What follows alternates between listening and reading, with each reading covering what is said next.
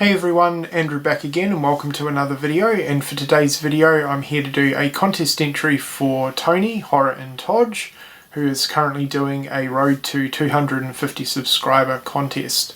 I just checked out your subscriber count before making this video and I see you've already surpassed 250 subscribers, Tony, so massive congratulations mate. You already know I'm a massive fan of you and your channel.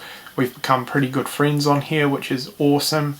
Your collection is amazing. I love how you've gone pretty hard out at collecting media books, and yeah, you always upload really awesome videos. So awesome to become good friends and have you part of this community for sure. And once again, a big congratulations on surpassing 250 subscribers. So guys, if you're not already subscribed to Tony, Horror in TOJ, I'll leave his channel link in the description box below. Head on over and check him out. Anyway, Tony, you wanted to know 3 questions from us, so I'm just going to get straight into it here. Okay, so the first question that you wanted us to answer and talk about is if we could take a story or a legend and turn it into a movie, what would it be? I'm not really a big reader, so I'm going to go with a true life crime case from Australia. There's already been some fantastic movies released covering real life crime over here. We have the Wolf Creek series, which is actually loosely based off Ivan Milat, the backpacker murderer. Hounds of Love, which is based off a real life case, and Snowtown, which is also based on a real life crime case.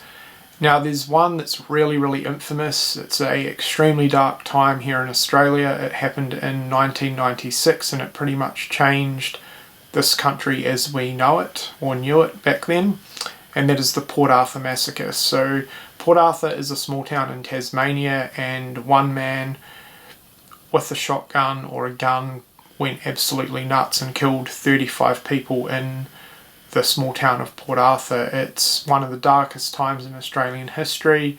It completely changed the gun laws here. So basically all the guns got retracted. People had to hand them in, and unless you had really strict licensing, the general public were no longer allowed to own guns. So it definitely changed things for the better in my opinion, but we're not going to get into that. But yeah, there's never really been a lot of media coverage after what happened. There's been a few episodes on some crime shows over here, but I think having a movie on it, like, it'd probably be pretty difficult. It would bring up a really dark time, but I think it could be pretty interesting. So yeah, I'd like a movie based on the Port Arthur massacre. And the second question is, Tony wanted us to showcase a grail item. Now I'm going to cheat a little bit and show 2. I'm going to show one that is an actual movie release, and then I'm going to show something that is a movie collectible. So cover all bases here. So the movie collectible that I'm going to show is the Halloween Deluxe box set that Scream Factory released. And this is absolutely amazing. It's definitely a grail item. It was a box set of a franchise that I love that I actually never thought would see the light of day, but it's amazing. And this is how you do a box set. You put it in a nice sturdy outer box, and you have all the movies in individual Blu-ray releases with their artwork. This is how you make a box set in my opinion. So yeah, this is an absolutely amazing set. It's long out of print. It's worth a lot of money now. And yeah, I'm really happy to own this. Now, if we're talking collectibles though, it's an entirely different story. And Tony, you're going to be pretty pleased to see this once again, I'm sure. I've shown this guy off quite a bit, and for good reason, because I absolutely love it.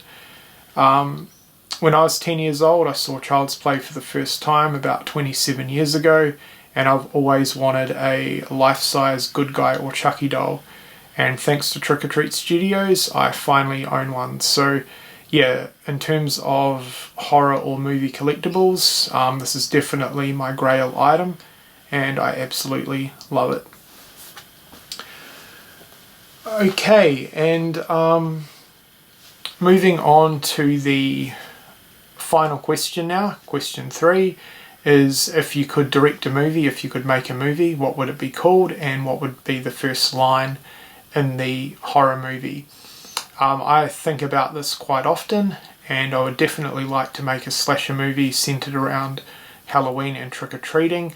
There really hasn't been one, which I'm pretty surprised because I think it would make for a really, really awesome film. But anyway, the title of my movie would be Halloween Massacre, and it would be set around Halloween night, trick-or-treating, and it would either have a trick-or-treater that goes around killing while he's out trick-or-treating, or just someone dressed up picking off trick-or-treaters on Halloween night. I haven't quite decided on that yet, but yeah, the title of my film would be Halloween Massacre. It would be centered around trick-or-treating and Halloween, and you'd have a killer going around killing on Halloween night. The first line of the film, it'd be, the opening of the film would be kind of done similar to A Nightmare on Elm Street, because I really, really love the opening of that, where we see Freddy building his glove, and I really, really like that a lot. So I'd have the killer getting dressed up, getting ready to go out, and getting some weapons to use for the killings already, and then I'd have the killer say trick or treat. So trick or treat would be the first line of the movie. So yeah, that is my idea for a movie, and that is my 3 questions answered for your Road to 250 subscriber contest, Tony. Once again, congratulations on surpassing 250 subscribers, certainly well deserved.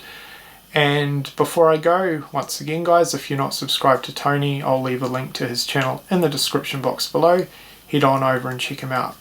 Anyway, that's it for my entry. I hope you've enjoyed it, and thank you for watching.